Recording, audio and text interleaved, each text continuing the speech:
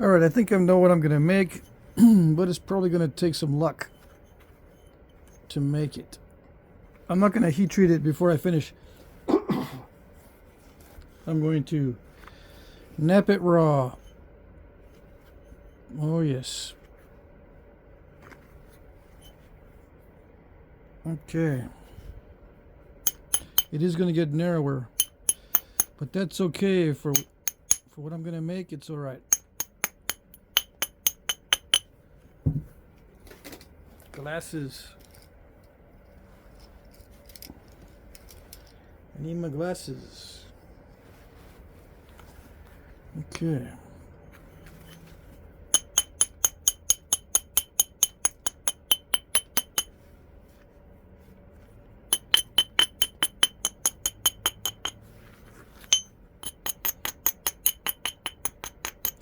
I was actually requested to make what I'm going to make. So if it works out, I can put a check mark beside that one. Beside that request.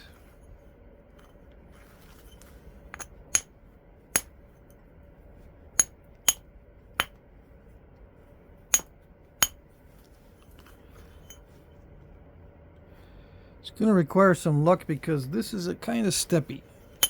This material is kind of steppy, but not too bad.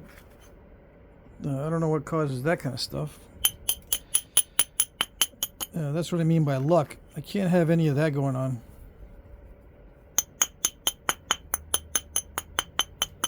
I think I might have actually accidentally struck the edge.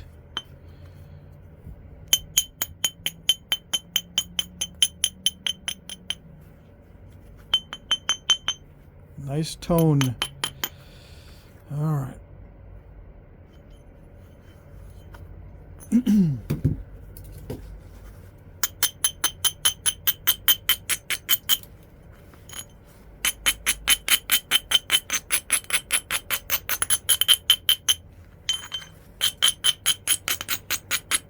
So it's going to be a little tedious, and I probably am not going to be able to get it thin enough, but I'm just going to leave it thick and call it good.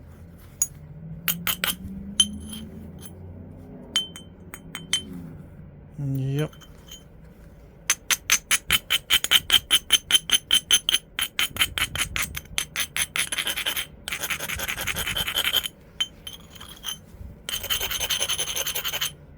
I don't really need to grind the edges too much, but I'm doing it just to save width.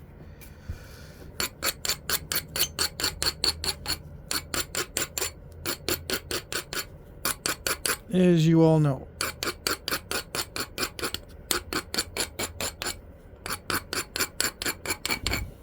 Heavy grinding is a shortcut to removing material off the edge.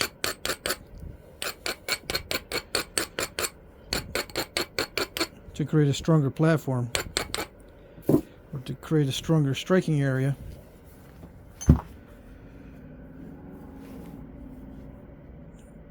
You grind it a lot instead of taking off width to create a better striking area.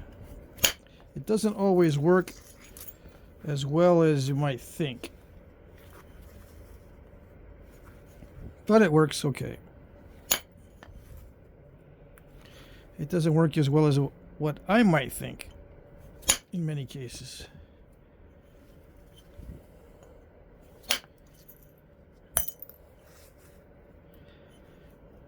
That was interesting.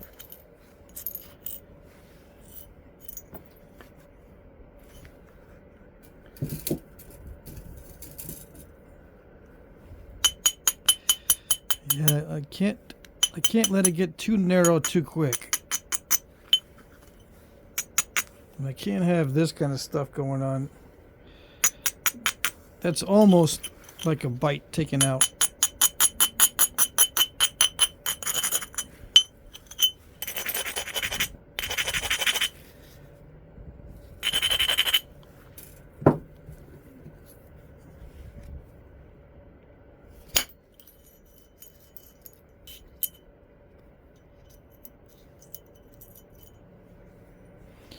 That's what I like to see.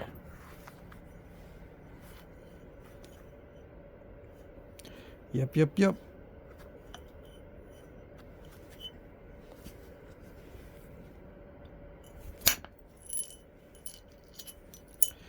Yeah, I like those flakes.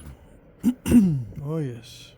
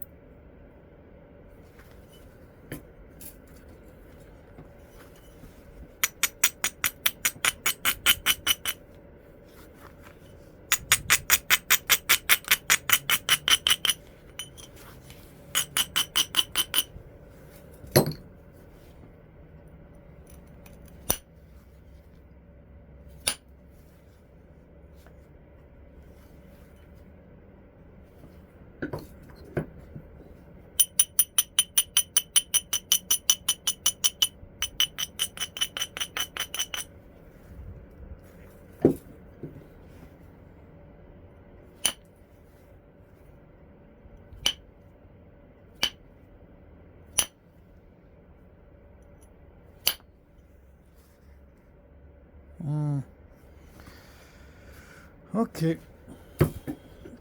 I did not prepare the edge well enough.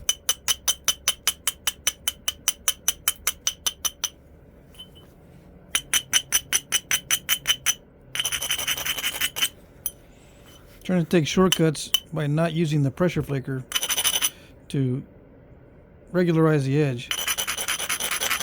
If it gets to the point where I can't do much at all, I'm going to have to start pressure flaking to regularize the edge. Yeah, I'm going to have to start regularizing with the pressure flaker. That should have gone. I don't know why it didn't.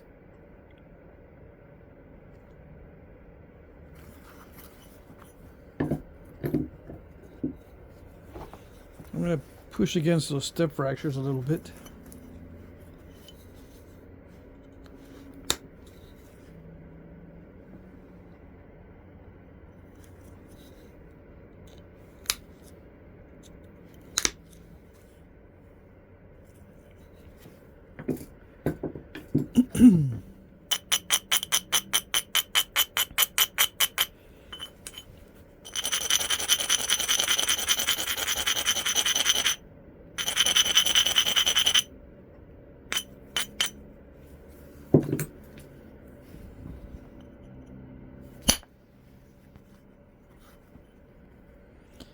Yeah, something's not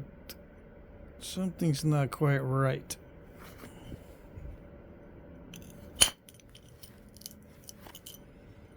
That's what it should do, but it doesn't always do it.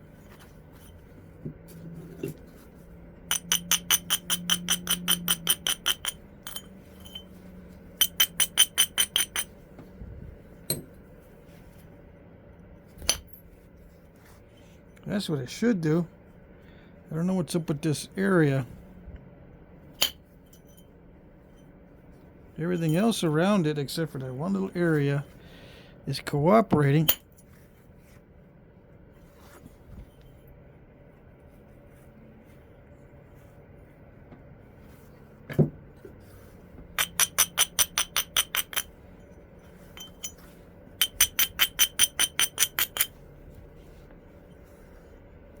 I'm just going to leave it for now.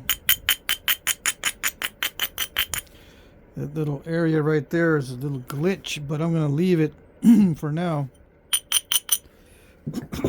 I'm just going to work my way around it, around the outside of this piece, just slowly whittling it down. So it will be tedious.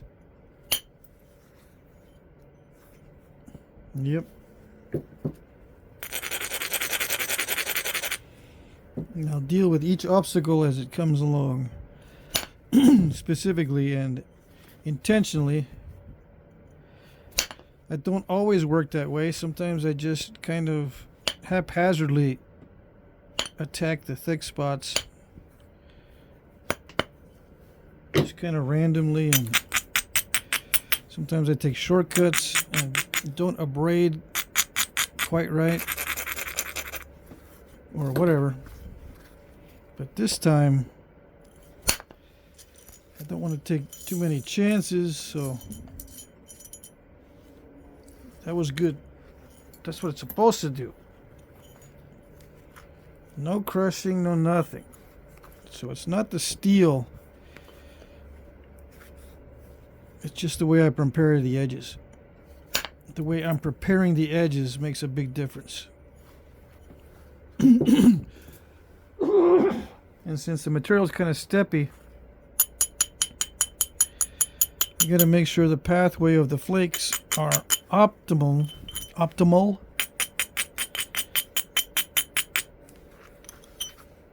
or it's going to step.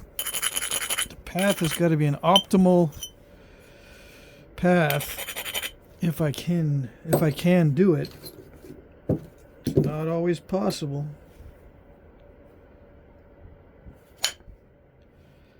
Yikes.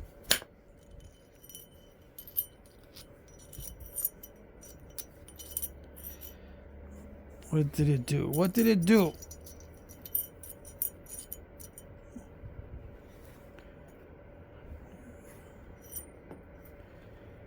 All right, well, that's not bad.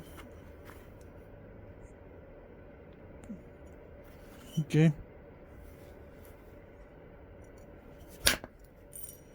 Yeah, these are good. I'm losing the front of the flake, or I'm losing the proximal end. So the piece with the platform is escaping. That happened on this other side too. I lost the platform.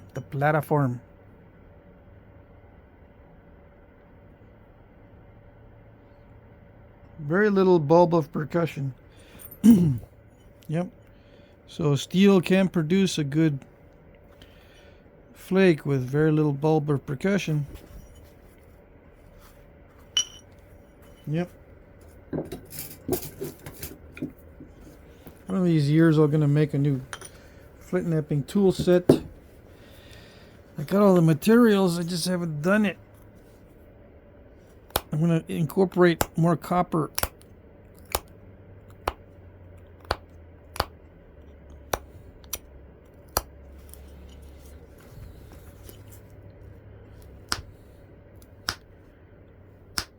Come on, what are you doing?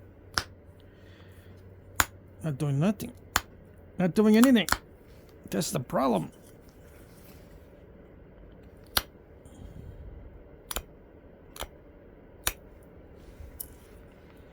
Trying to regularize it, and it wants to be a problem. Yeah.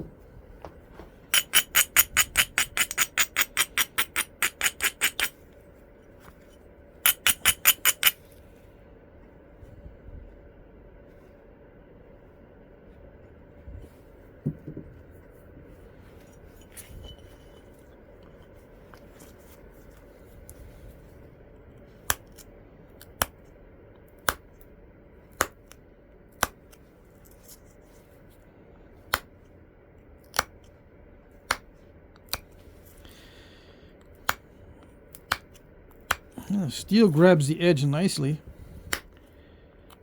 and it does flake when it wants to. Yeah, I shouldn't have any problem with that part. Now driving the flakes, I don't know. I want to drive the flakes in this case with this particular piece, but I might not be able to drive them very long. And I want to be able to drive long flakes, but I might not be able to do it with the pressure flaker.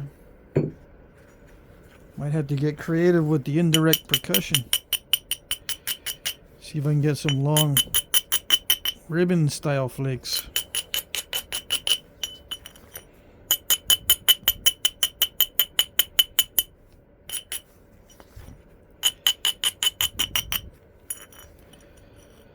Okay.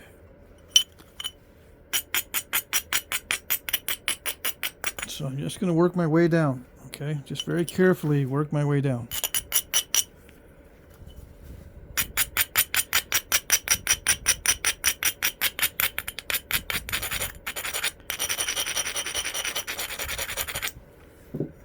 I think that if I abrade too much, it's one of the reasons why I'm getting some weird step fracturing. So I have to watch that too, that I don't abrade too much.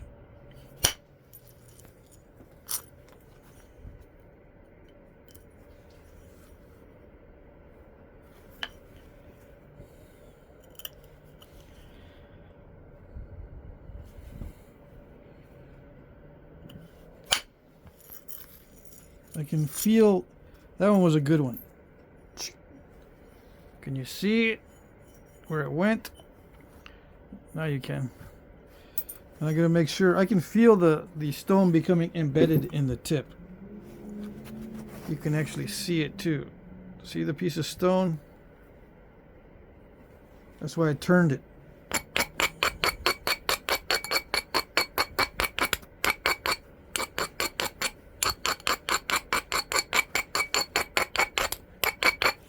Gotta be very careful. That happens with antler too, and with copper. Gotta make sure it's clean. And aluminum also, especially aluminum. I don't know, aluminum likes to accumulate bits of rock.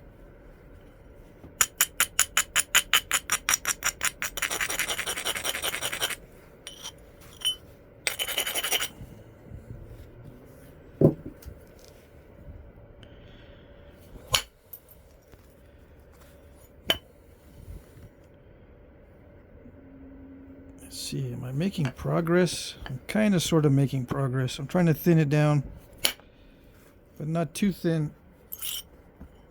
I want to have some room just in case I need to send in a good flake for damage control. If it's too thin, I won't be able to damage control it.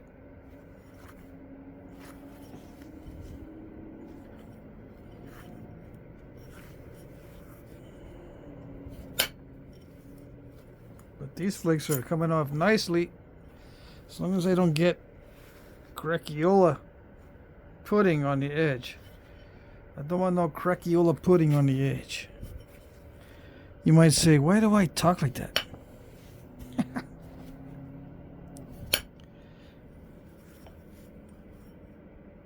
Yeah, that's why I don't want crackiola pudding on the edge, because stuff like that happens. What the heck? Could be a defect in the stone. I don't know. It looks kind of dicey right there. What happened? I have no idea. I started to get too comfortable with it. Didn't I? Wasn't I? I was starting to get all cheerful and stuff. Yeah, cannot enjoy the process. It won't let you. It won't let you enjoy it. Nope. The rock thinks you're laughing at it instead of laughing at life. Yeah.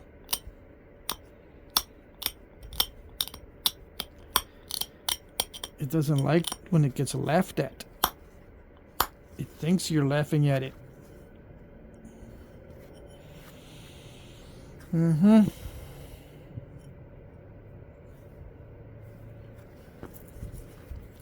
right.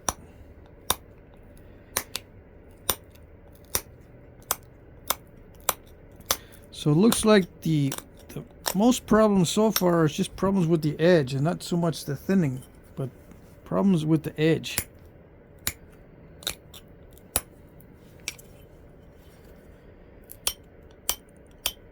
And it might just be this particular piece of stone.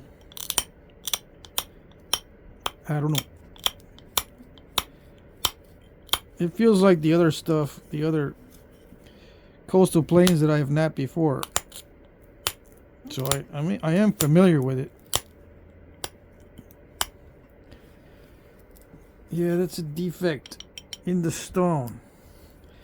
So gotta watch that. That one's hard to see because it was probably just a line right there, right? Yeah, that's just a defect in the stone. And it showed up as a line. Where else do we get one of those? You get one of those right there. Is that it? No. Hopefully that's the only place. Hopefully that's the only place I can see. So I gotta watch for those. Maybe that's one. I don't know.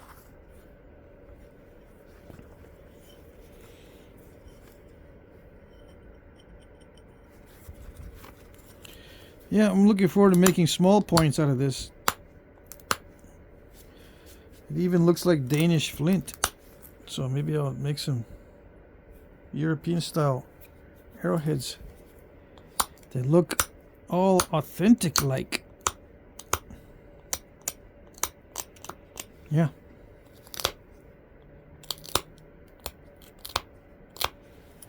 Yeah, that's a crystal pocket. All right.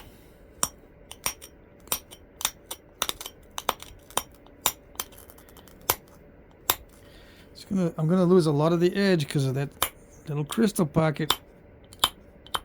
I can't leave it flat like that. It's gonna come back a lot more.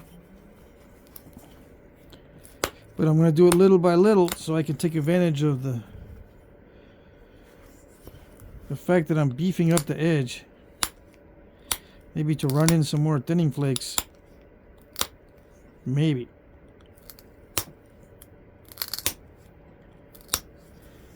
Depending on how I'm feeling about this, I might have to just leave it thick so I don't break it.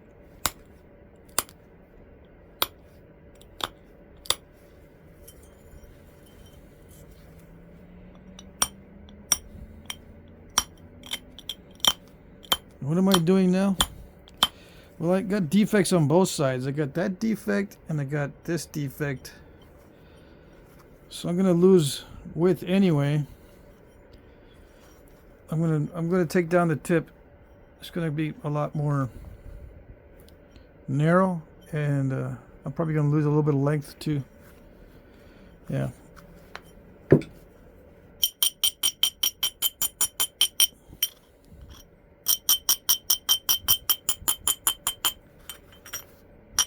These longer, bigger pieces, they take forever. Yeah. It makes for good content. Yeah, that last long piece of obsidian that I made something out of, or I made out of obsidian, did very well. That video where I made a long piece out of obsidian did very well. So maybe this will do well.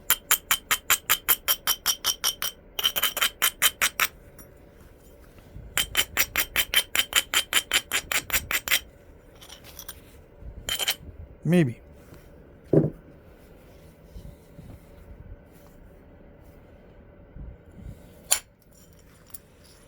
There was a step fracture there. Where'd it go? I don't see it no more. No. You might be saying, don't get all happy again. You know what happens. Yeah, well, that was just a fluke because it was a defect. Yeah. I thought I was starting to slack, but it wasn't slack. It was defect. Why you got to be so steppy?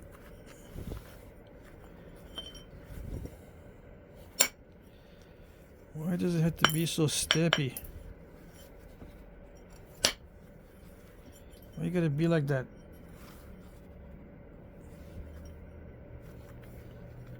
Hmm?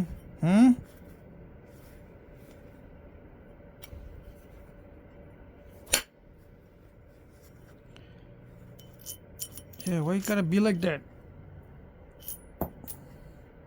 What did I do to you?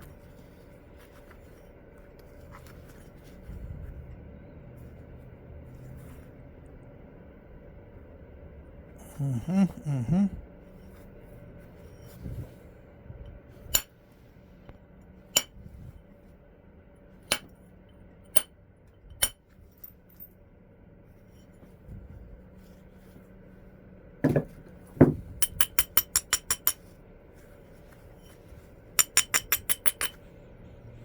don't I just make it narrow to begin with instead of just tediously reducing it? I don't know, because there's stuff that's happening in there that I gotta watch it very closely. That looks like it might be the beginning of a crack there. If I just haphazardly start wailing on it and thinning it really fast and do what I normally do, I could miss. You know, that might not be a crack. It might be just a change in consistency, but you never know. So I got to pay attention to stuff like that. Just like I missed this one here. You could probably see it from the from the surface. I should have paid more attention to see that. That way I would have taken this edge back more and to begin with. Might have worked out a little bit better. I don't know.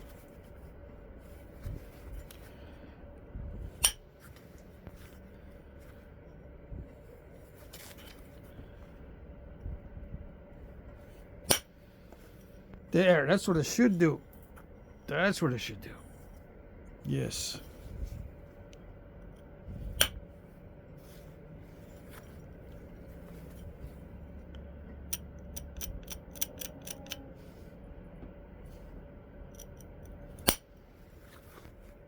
Oh yeah, that's what it needs to do. All right. So now I can move on from the tip. Get down to business on the blade. You might ask, why am I holding it like this? Why am I holding it like it's gonna break? Like I'm gonna force it to break?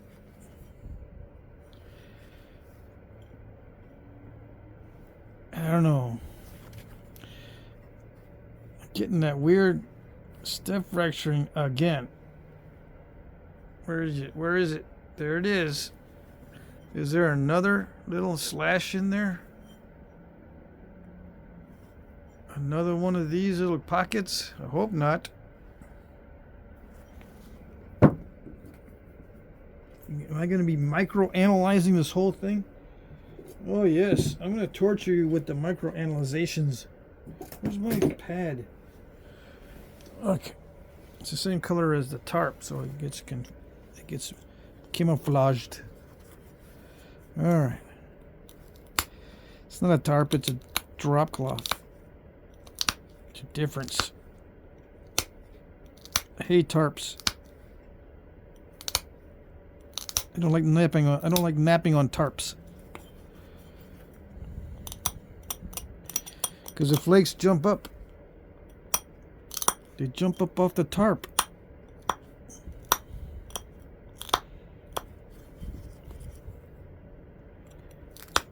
Yeah. You step on one part of the tarp and it kind of pops the flakes up on the other part.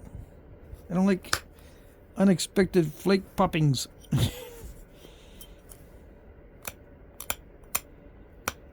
Besides, it looks better when you use a drop cloth. Looks better when you use a drop cloth, I think. Besides, you can draw little images on it. Images of arrowheads. I used to do that with my drop cloths and my leather stuff on the floor until I got lazy. Got lazy and stopped drawing images on my drop cloths.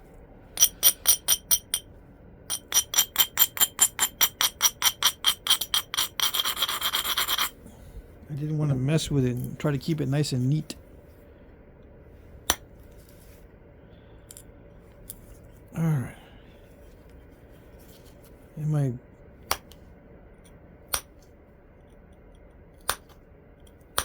getting anywhere. Yeah, it's going to be fairly easy to pressure flake, I think. I got that other heat treat going of this stuff. It got up to about 340 degrees, and I set a little bit higher. Hopefully it won't go too high past 350. That's what I was recommended, 350 degrees on this stuff, which I think is right because I've heat treated it before. I just don't remember so good.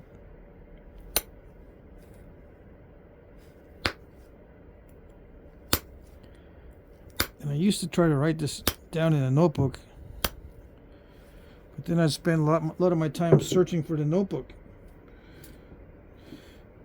I go, okay, I need to write something else down on my notebook. Where'd that notebook go? Where is it? Can't see it. I started looking for it. Look all around. Okay, I got it. I found it. Now, what was I going to write in it? I have no freaking idea. So now I write all my notes on my phone. Yep. I always have my phone with me, so. Yeah, you become dependent on that phone.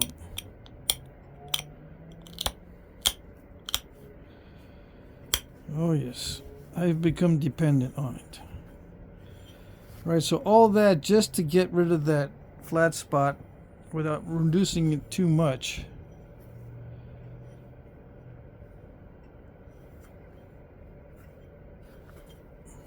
I'm going to have to thin it way down, but for now, that's good enough.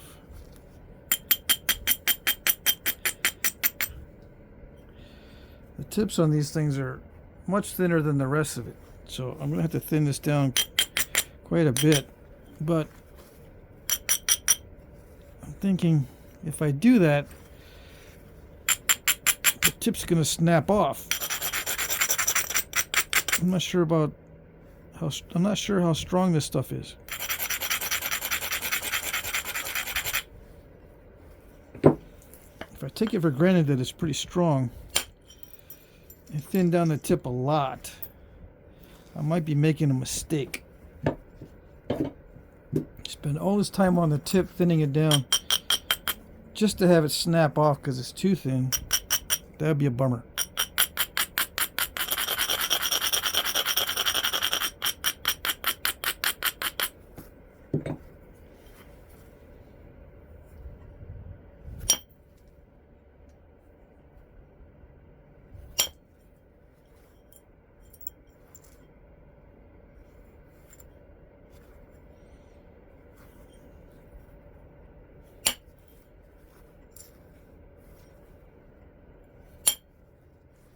Yeah, so far so good.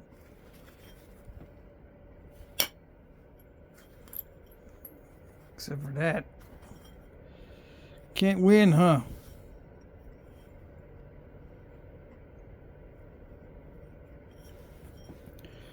Just can't win.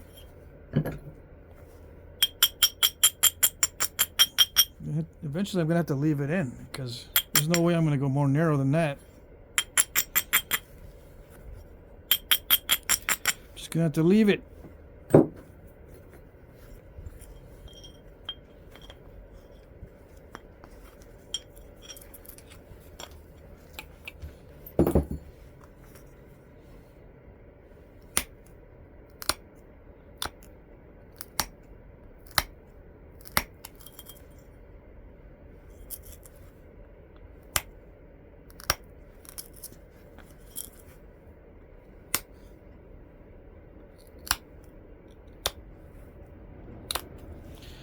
Yeah, so edge problems, that's the thing with this stuff.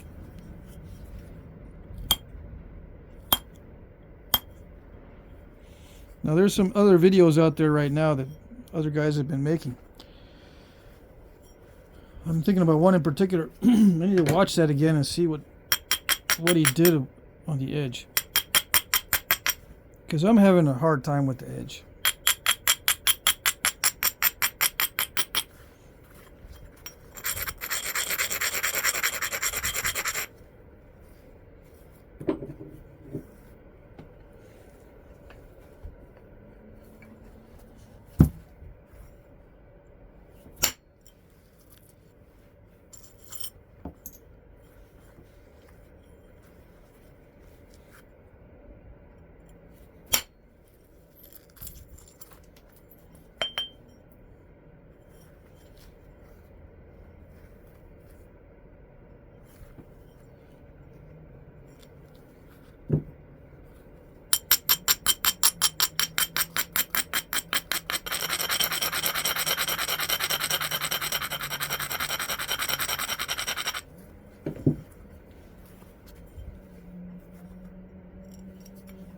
I didn't grind it too much.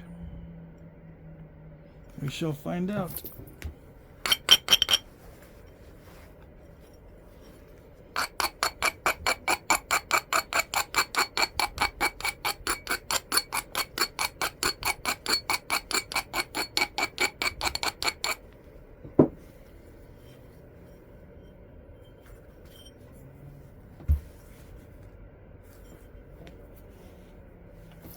Back in the day when I used to do that, when I used to get distracted and do something else after a braiding, I couldn't remember where I was going to hit. That's how bad my brain was at that time. So I hated to braid because it would I'd lose my groove. See, I lose the front part of that flake every time. Yes, indeed. Just like magic, front part of that flake just, or I should say the proximal end of the flake just doesn't want to stay. But it travels anyway. That's a good part. It does travel.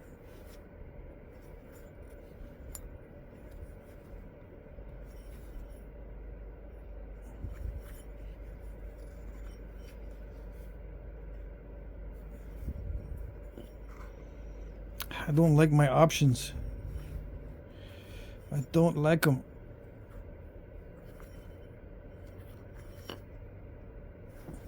I'm gonna have to modify that edge a lot. Take it back a lot, which is okay for this design, but I was hoping I wouldn't have to take it back so much.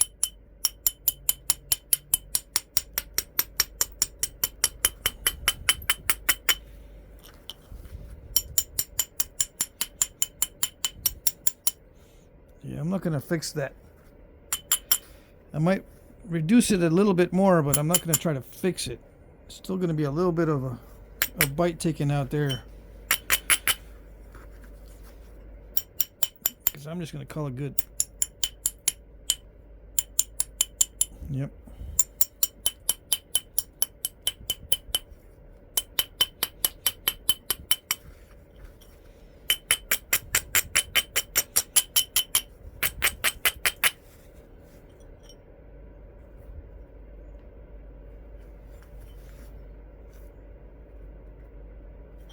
Yeah, I don't like these options.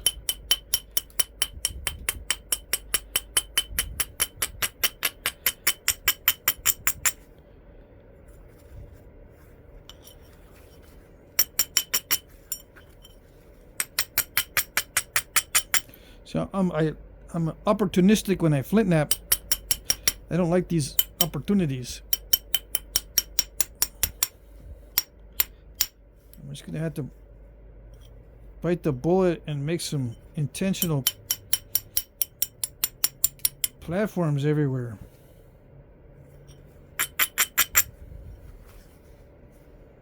Yeah.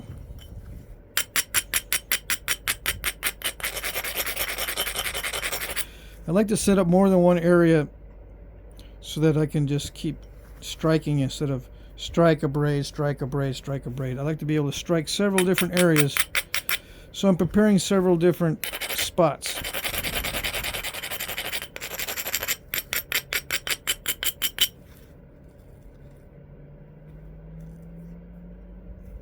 That's what I'm doing. In case you're wondering what I'm doing. I'm preparing several different areas. Kind of opportunistically. Sometimes I'll shape it a little bit. But the only time I'm really intentionally shaping it well is when I break out the pressure flaker. That's when I can really get in there and really shape it well. Sometimes I'll do a little bit of tapping like this with the indirect percussion flaker. But it's doing basically the same thing as a pressure flaker would be doing.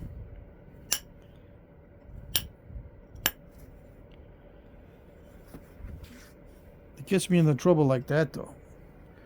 When I do the indirect percussion instead of the pressure flaker, it can sometimes get me into trouble.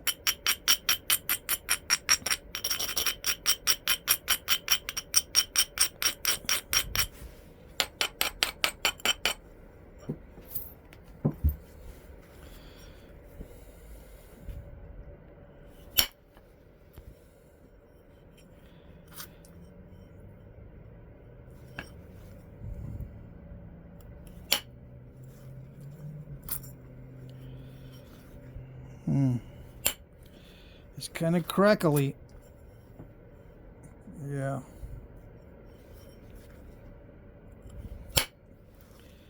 It's kind of crackly and not too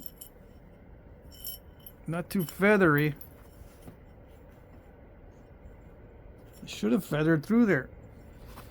Should have. Oh yeah. I don't see why not. It did some weird bouncy thing through there. Probably because of the inconsistency in material.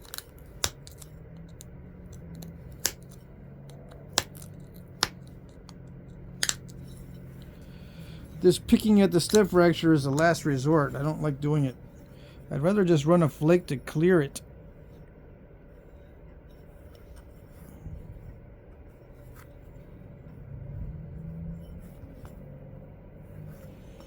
Yeah, that's not going to be an easy one. Not going to be an easy shot. It's going to have to get more narrow so I can get closer to it. I wish I could do that on this other side. That's beautiful. And I didn't lose the front part of that, or the proximal end of that flake. That's what I want every time. See, it went past halfway. It feathered out pretty good. Not like that. No. I'm going to have to come in from this side. Yeah. Take some risks. I never take risks. No. You haven't watched many videos if you believe that.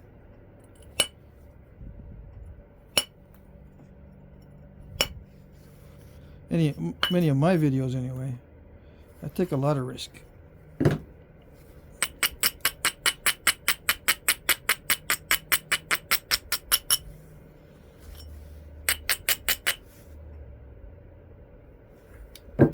Yeah, I was going to take one right there, but I'll just break down and do the pressure flaking thing to prepare that edge a little bit better. Yeah.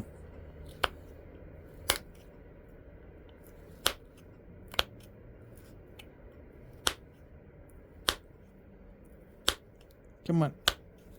No, you can't do it. Did it before. Yeah, see? You can do that. You can do it. I'm talking to the tools in the stone. Not to you or to me. I'm talking to the tools. Just having a hard time with them grabbing the edge there, but I know I can do it. Steel does grab the edge on this pretty good.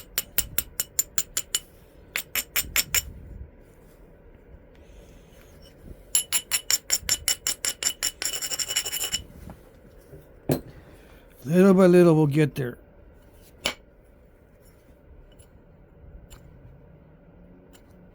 Come on. Yeah, like that. That's how we get there.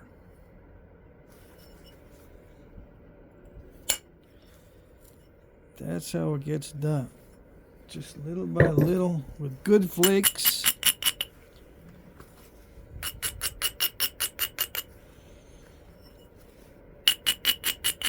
I'm going to minimize this little bite anyway, so I'm going to take more off of this edge.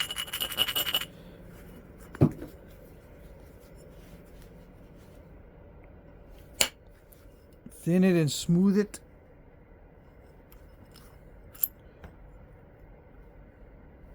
Yeah. All right. We got that to worry about, and we got this to worry about. I set this up kind of, sort of. I don't like it that much. I'm thinking I should take a flake here. It's going to mess up the symmetry a little bit. I could try to blow it away. With this edge, it's pretty stout. I could try to take a flake, and if it steps, I can try shooting it from the other side. I don't know.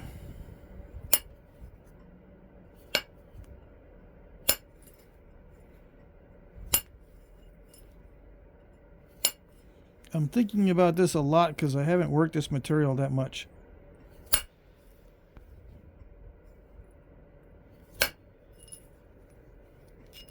Sometimes it's very nice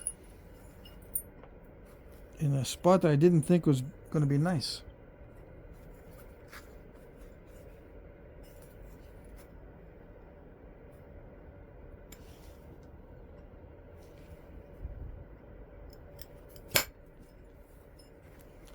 Oh, it didn't do it. I lost the front part and it didn't travel.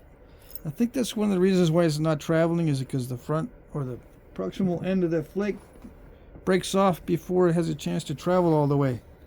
That should have gone. Yeah, I think I figured it out. If the flake breaks, it doesn't flakes. See, it's supposed to go that far. Like that. Yep. That's what it's supposed to do.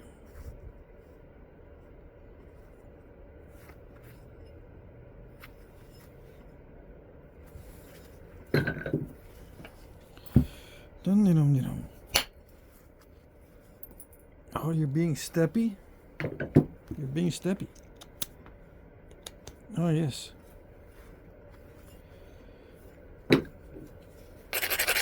Never would have guessed.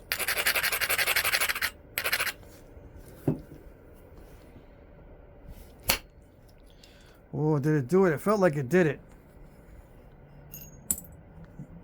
Nice. It didn't quite fan out like it should have. I'll take it. I'm not complaining about that one.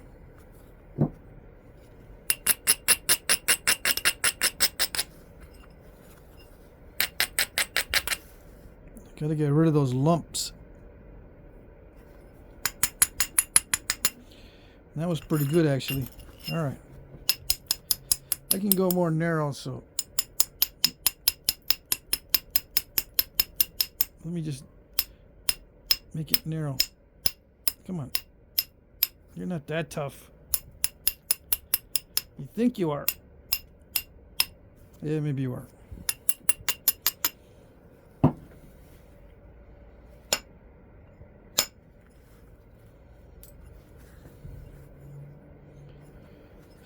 Yeah, let's start going a little more narrow.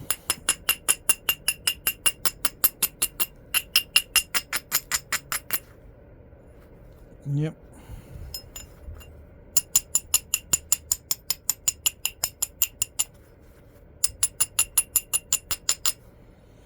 Is that a little bite there too? Golly. What's up?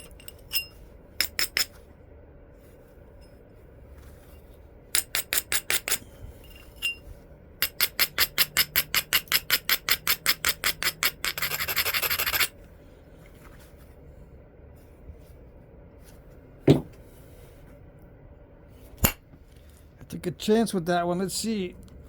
Nah. It didn't do it.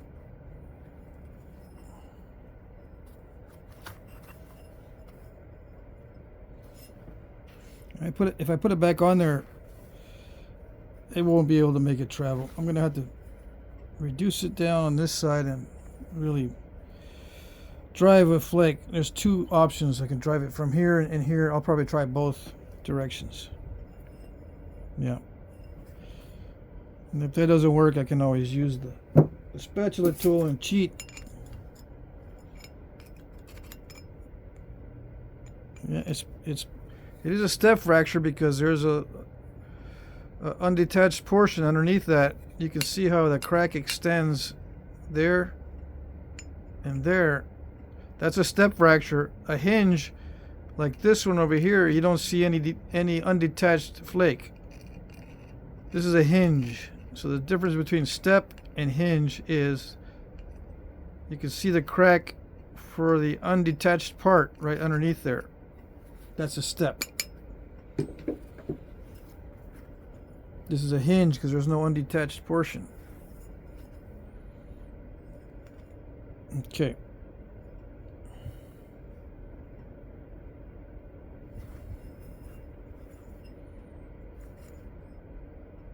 I don't like how narrow it's getting. Oh well.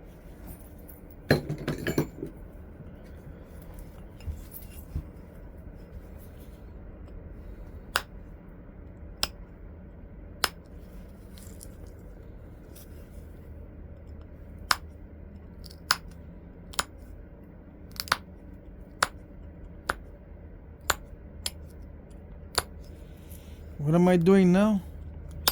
I'm going to be regularizing it quite often. Yeah, I'll do some indirect percussion on it. I'll do some brushing with the abrader. Then I got to regularize with the pressure flaker. Look for opportunistic platforms if there are some. Make sure they're strong enough by removing any delicate areas or crushed areas.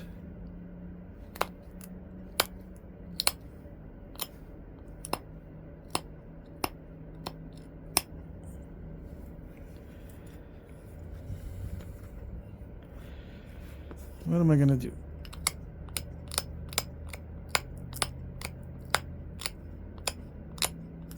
Little by little, little by little.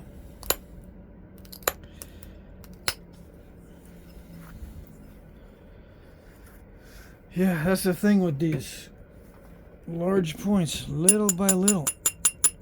I can work on a 1 point for a whole 6-hour day. I usually don't nap more than 6 hours. I can work on 1 point all day, and I have before, especially this past summer, to try to get some blades perfectly done. I did manage to do some that turned out pretty good, but most of the time, little problems, and choop, the edge cracks, and I don't have the width. I don't have the width for my spec.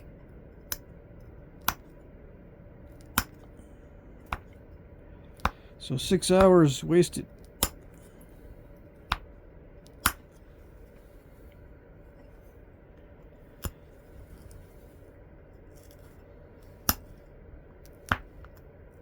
Oh yeah. Okay, this copper is a little bit too wimpy.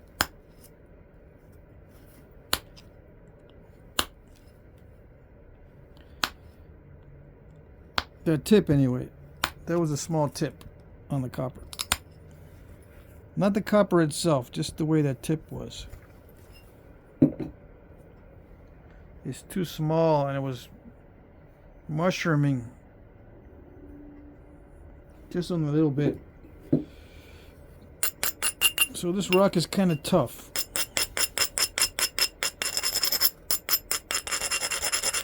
Which means it's got a good edge to it.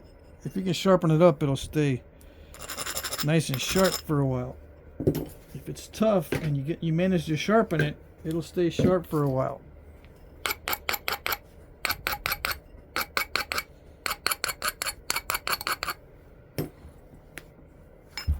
How do you do this with antler? Much more slowly. Much more slowly? Yeah, I would estimate that you got to do this much more slowly with copper, with antler, than I'm doing it with steel. I took a chance on that. I got to stop taking these chances. Yeah. That hurt. Dang it.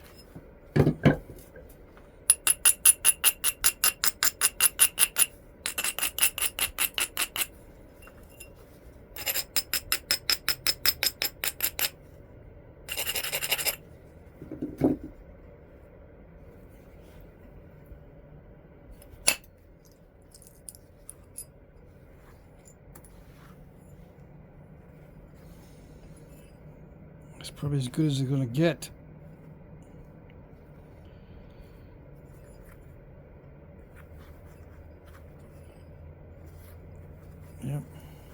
Yep. It's as good as it's going to get there.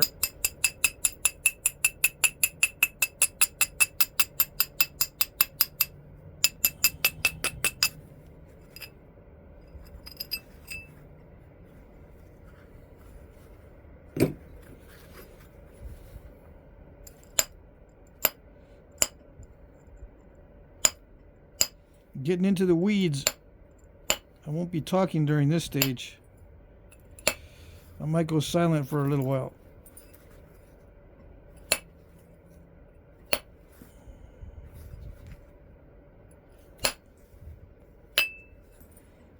Yeah.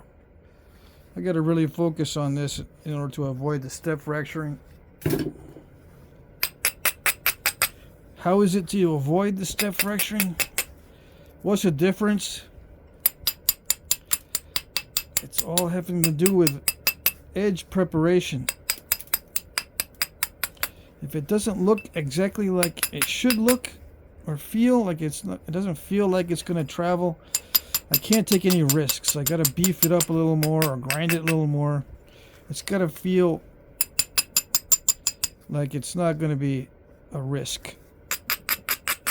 Not a big risk. Everything is a risk, but it can't be any big risks. And that takes a lot of focus because I got to draw on memory. What did I do before? How is this progressing? How hard can I hit it? I'm trying to remember this whole thing.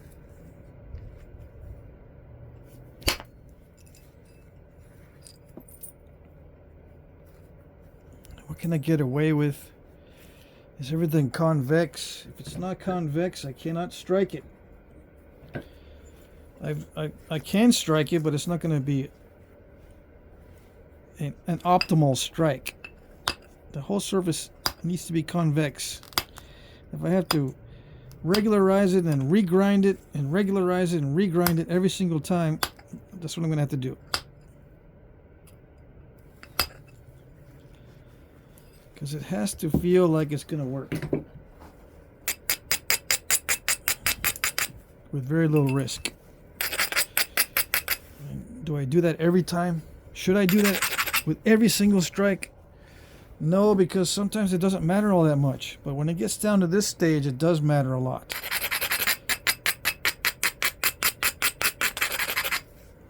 If you do it in the beginning where it doesn't matter too much, you burn yourself out and then you get too tired by the time you reach this stage. Mentally and physically fatigued. You don't want to be mentally and physically fatigued during this sweat stage. Oh no.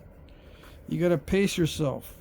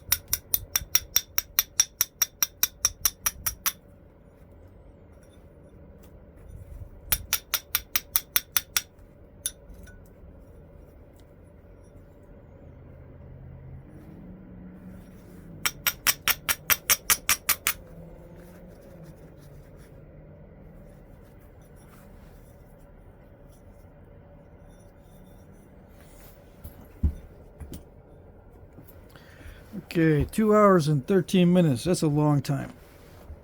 Okay.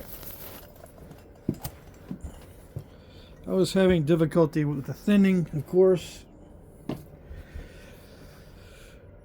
I tried the best I could on that one. It's supposed to be very thin. This type 1 Danish dagger is supposed to be very thin all the way around. Hold on. Not all the way around, but all the way down the blade is supposed to be thin. But there are bulky spots that I did not want to mess with. It gets to the point where you have diminishing returns. And if I continue to mess with it, I'm just going to get myself into trouble.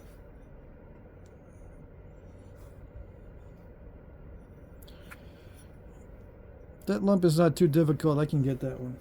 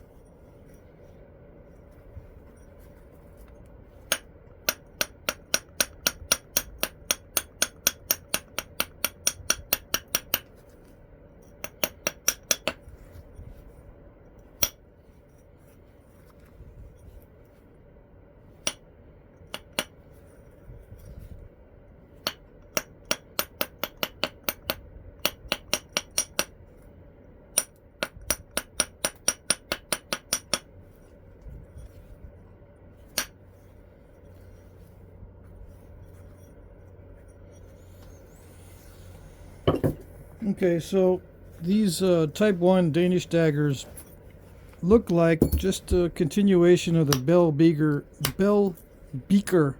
dagger types. It just looks elongated. Looks like a longer bell beaker. type dagger. Now, as the time went on, these got more elaborate. Started to copy the bronze dagger styles.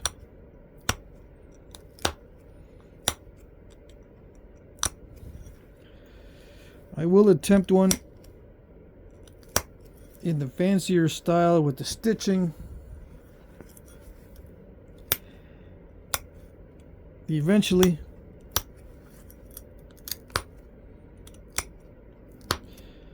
You know, if I get more material like this, hint, hint, right?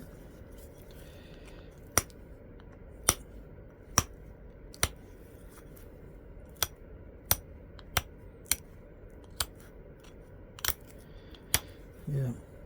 Now, I don't know if I'll sell it. If I make one, I don't know if I'll sell it. You know, fancier type 3 or type 4 dagger. I don't know if I'll make those to sell, because it'll take me all day.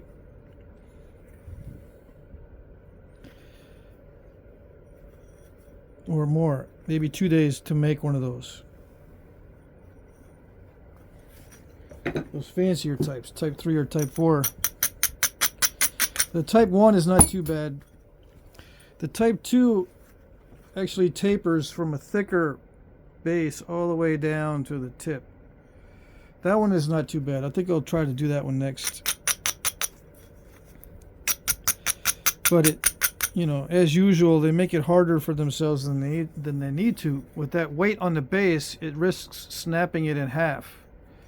So there must have been a lot of pressure flaking, heavy pressure instead of percussion done on those to avoid the snapping. Because it will snap with a heavy base, and you do percussion on the blade, it will snap.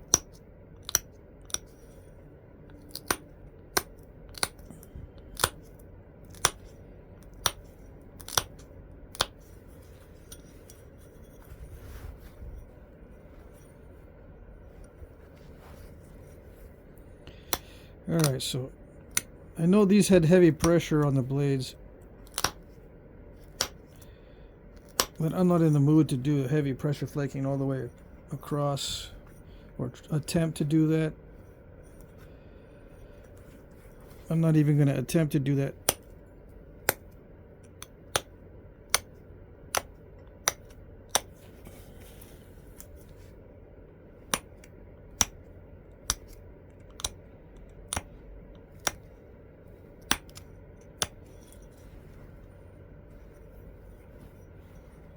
Good enough. It's sharp. I just messed it up a little bit by crushing some of the edges right there, but it's sharp enough.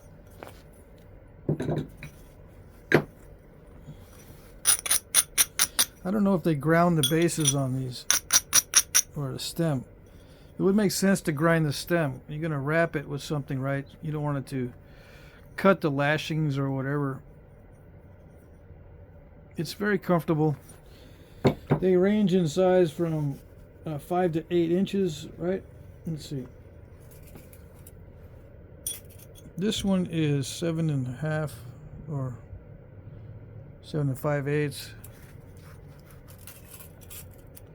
2 inches wide. Feels pretty comfortable. With lashings on there, that'd be great. And maybe some leather to thicken that up, to build it up so that it does get thicker toward the bottom. You can build it up with leather. But as time went on, they made them thicker back here, and then they made them wider with that flaring base on there. I don't see how they could get their hand around it. It was probably just for ornamentation. You know, they would have to have a very long stem on it. I don't see long stems on the Danish daggers. I think they looked ornamental to me, except for this style. The Type 1 looks like it was used It was a fighting knife or a very useful butcher knife, but as time went on, they made it more elaborate. All right, I think I said that already. All right, so that I'm pretty tired now after that episode. Hope you enjoyed it. I enjoyed it. I'm not sure if I'll offer this in the auction, but I probably will, since I can probably get more of this material and make more of these. No reason to hang on to it. I can always make more. All right, I think that's it. I just need a good photo.